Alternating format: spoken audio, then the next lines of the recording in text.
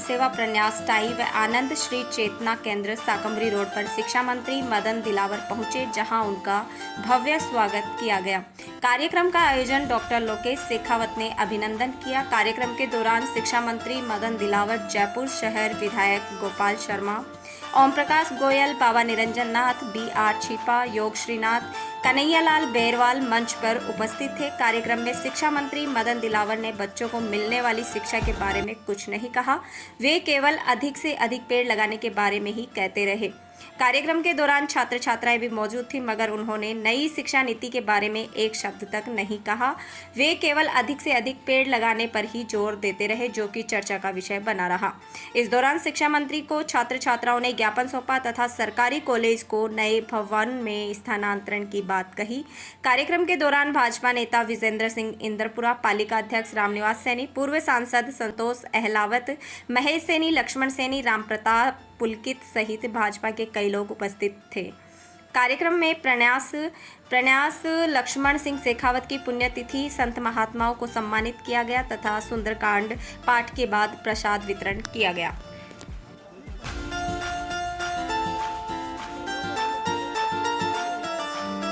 बताना चाहता हूँ,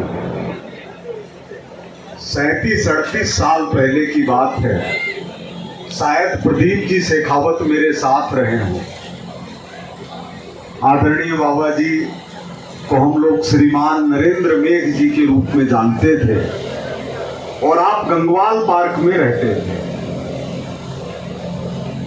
इन्होंने एक ही वाक्य कहा था कि मेरे हाथ में अगर गृहस्थ होने की रेखा होगी तो मैं उसको काट के मिटा दूंगा।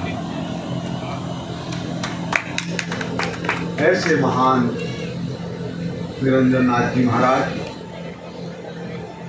हमारे राजस्थान के लोकप्रिय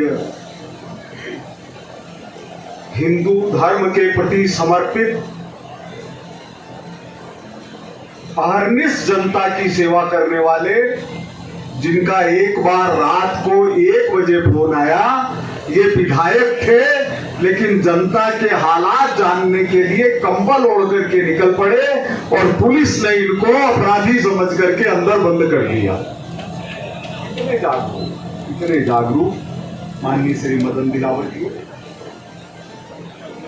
हमारे भाई साहब और अब हमारे लिए श्रद्धा के केंद्र लोकेश जी भाई साहब, लोकेश्वरानंद जी महाराज, साध्वी जी, गोयल साहब, अपने संस्थान के अध्यक्ष श्रीमान कन्हैयालाल जी बेरवाल। जब कोई भी पुलिस में साथ नहीं देने वाला होता था तो एक नाम कन्हैयालाल जी बेरवाल का याद आता था। और पहली बार जब इनसे मिले तो ये सीकर के अंदर DYSP हुआ करते थे।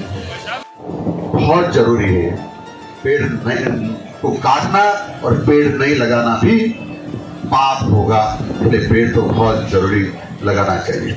और मित्रों, इसीलिए राजस्थान सरकार ने निर्णय लिया है कि 7 अगस्त को अमृत प्राण महोत्सव के दिन एक पेड़ मां के नाम, एक पेड़ देश के नाम लगाएंगे। यानी पूरा का पूरा पेड़ हम उस दिन लगाएंगे। राजस्थान में तय किया है कम से कम 7 करोड़ पेड़ एक दिन में हमको लगाना है। और इसीलिए मैं सबके चरणों में जा रहा हूं, सबसे निवेदन कर रहा हूं। मैं बहुत अनेक साधु संतों के चरणों में गया हूं, उन्होंने मुझे आशीर्वाद दिया है और कहा है कि हम सब लोग मिलकर के पेड़ लगाएंगे। हम जहां भी जाएंगे कथा करेंगे, प्रवचन करेंगे। इस छात्रों के बीच में जा रहा हूं, किसानों के बीच में जा रहा हूं, मैं शिक्षाविदों के बीच में जा रहा हूं, आर्थिक क्षेत्र के लोगों के बीच में जा रहा हूं, मैं आदित्य क्षेत्र के लोगों के बीच में जा रहा हूं। सबके बीच में जाकर एक ही निवेदन कर रहा हूं, क्योंकि आज ये प्रासंगिक पाठ नहीं था, मुझे पता नहीं, लेकिन मुझे लगा कि मैं आपके चरणों में भी इस बात को रखूं, इसलिए इस बात को रख रहा हूं। और हम इतने पेड़ लगाए तब तो ठीक रहेगा कि इस भारत माता के शपथ को, इस धरती माता की शपथ को कुछ कम कर सके। ये रस्मी रूप से रेवेन्यू रिकॉर्ड में दर्ज है। मैंने मोटरसाइकिल वालों से कहा कि तो 5 पौधे लगाओ, मैंने छोटी कार वालों से कहा 10 पौधे लगाओ, बड़ी कार वाले ट्रैक्टर वालों से कहा है कि आप 15 पौधे लगाओ, और मैंने बस और ट्रक रखने वालों से निवेदन किया है कि आप 20 पौधे लगाओ, और एसी का जो उपयोग करते हैं उनसे निवेदन किया है एक एसी तो 50 पौधे लगाओ, 2 एसी तो 100 पौधे लगाओ, 4 एसी तो 200 पौधे लगाओ। मैंने खनन कर्ताओं से भी निवेदन किया है कि आप यदि 100 बाई 100 का पिट काट रहे हैं, खनन कर रहे हैं, तो 500 पौधे आपको लगाना है, और ज्यादा काटे तो उसी अनुपात में आपको बढ़ाना है। ये सब मैंने निवेदन किया है। तो 5 पौधे लगाओ, जिसको निःशुल्क अनाज मिल रहा है उससे भी कहा है 5 पौधे लगाओ, जिसको 450 रुपये सिलेंडर मिल रहा है गैस का उससे भी कहा है कि 5 पौधे लगाओ, जिनको निःशुल्क गैस का कनेक्शन मिला है वो भी निवेदन किया है कि आप 5 पौधे लगाओ।